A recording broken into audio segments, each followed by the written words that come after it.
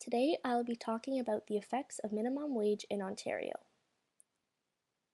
As I am sure you are aware, on January 1st, 2018, Ontario made a drastic change by increasing its minimum wage from $11.60 per hour to $14 an hour. Now, with such a big change, there were some side effects. Many businesses decided to immediately cut hours. Some chose to even limit new hires. Others chose to let go of less skilled employees to benefit company profits.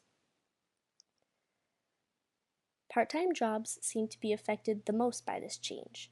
With a decrease of over 59,000 part-time jobs, many people felt the impacts. As a university student myself, finding a job in the new year was much more difficult than I could have expected. Now, this increase in minimum wage not only affected jobs. So what else did it affect? With an increase in minimum wage distribution was affected. Now, maybe you are wondering, what is wage distribution? Well, wage distribution is how a nation's total GDP is spread out among its population.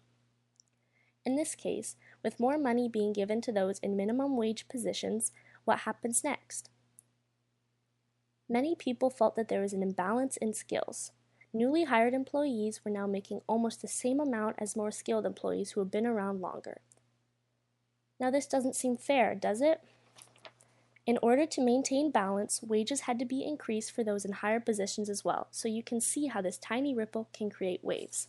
Now, not every aspect of this increase is negative. There are some positives associated with it as well, one being that the lowest 15% of earners receive higher paychecks.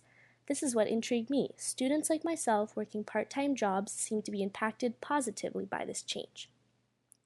Now, with all this extra money, where does inflation come in?